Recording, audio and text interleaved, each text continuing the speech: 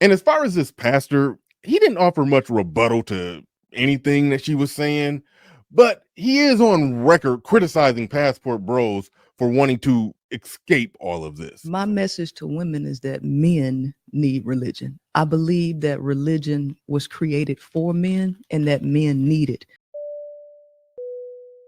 Shout out to Bernard Riley in covering this interview of Princella speaking with a Christian pastor. The most telling part of this interview that he is covering is that not only does she have a philosophy that is essentially tearing down centuries, if not millennia, of family structure, but that her message is now resonating so loudly. The resonating of her message is a sign to men that the age of spinning plates is over, and that 2024 may just be the year of monk mode. Obviously, we're going to have a little conversation today. And it's going to include Jonathan Majors. It's not going to be limited to Jonathan Majors, because I think there's something much bigger going on. There's a video that I ran across, and this might not be the only place this term comes from, but I do have to give credit to where I came into it. Now, this guy is a millionaire. And in this particular story, he talks about how his ex tried to hit him up for, I think, about $9 million. Men need interesting. Yes, men. Okay. Men need. Glad we got here. No, men need a level of fear in them. Without fear, and the male not believing that there will be consequences, the male has really no incentive to be a better person. So his name is Brian Johnson, and this is a YouTube video entitled "My Ex-Fiance Sued Me for $9 Million." Pretty straightforward. And he tells the story. It's pretty brief, not a long story, but pretty straightforward. And he actually reads letters that she sent him before suing him, and so on and so forth. So when they always say you should seek a God-fearing man, there's a reason why they say God-fearing, because men are governed and controlled through fear. The problem is they have tried to put women and govern women the same way that you govern men. Men are the ones who need the controls. Women need to be taught and be free. And then she makes this accusation that he's committed these, grievous acts against her, and they go to court. And it's, he actually wins, wins his innocence back.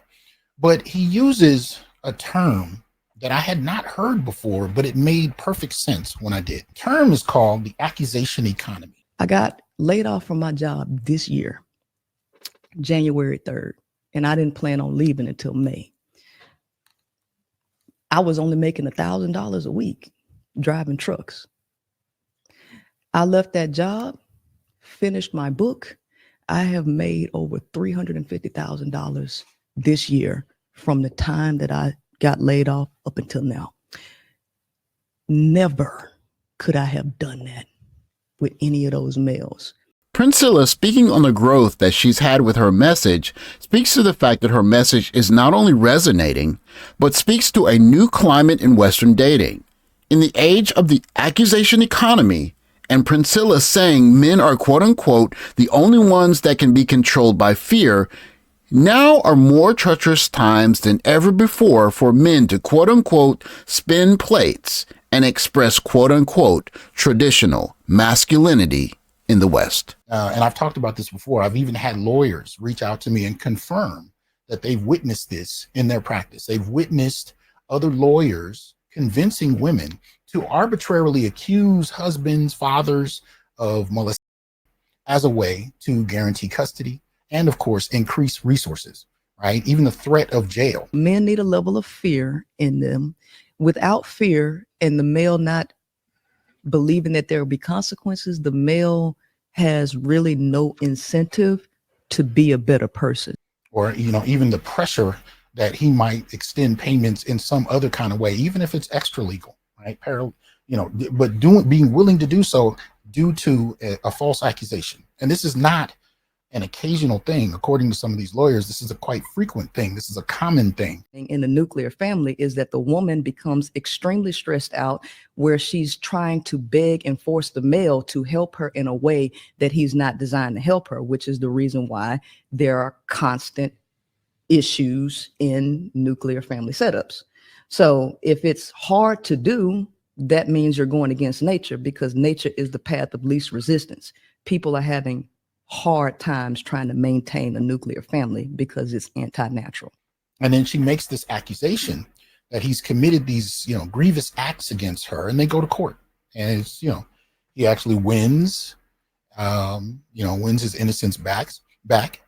But he uses a term that I had not heard before, but it made perfect sense when I did. The term is called the accusation economy. So pretty much, just for general understanding, you believe that men and women should not live together in the same residence? Absolutely.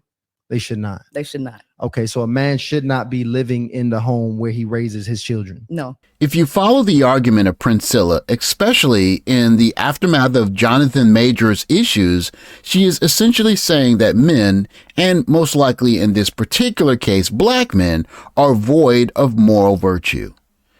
In such an environment, there are seemingly fewer and fewer rules left, if any at all. And for men trying to play the traditional masculinity game in order to win favor with females in this environment, the rules can change at any time. What they did was they took men and they took women and they put them in these cramped environments, right? They created redlining and all of this. And what did the humans do?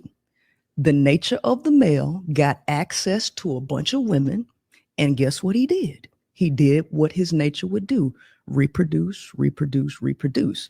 But what else is of the nature? Because this is driven by testosterone. Testosterone encourages aggression. It encourages dominance behavior and all of these things. So the male still has these traits about him that don't go away because it's in his nature. You cramp them into these environments, and what do? You produce more and more offspring, but you also produce more and more males. And when males are in environments together, what happens?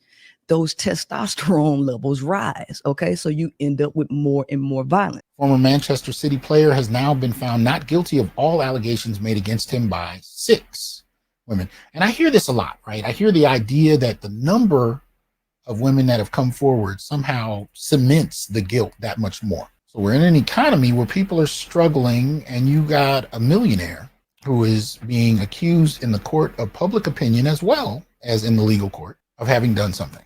Often, again, women don't have to, they don't have to be exposed to the public by name, by picture. They get to come forward, make the accusation, questionable evidence, if any, in the given situation, and yet people question why you would have multiple people coming forward for a millionaire. There's no incentive there. If we are now in a time where the voice of Princella is resonating amongst a greater majority of young ladies, as we witness Jonathan Majors be prosecuted in light of video footage showing that he was doing his best to avoid being seen as a predatory male, then men in 2024 must reevaluate not just the core ideals of masculinity in the West, but what behavior they must partake of in order to retain their freedom and their agency. The rules for what was deemed as above board and civil have now been reduced to what are her current feelings about the interaction that you may have had with her, either last year, last decade, or even 20, 30, 40 years ago. If this is the new paradigm in which men and women are to interact with each other, then indeed, in 2024, we may see men see this year as the year of monk boat. For men using intellect and logic to secure their best options in the West, there may be no other option. Thanks for watching. Like, subscribe, comment below. I'll catch you in the next video. Take care, guys.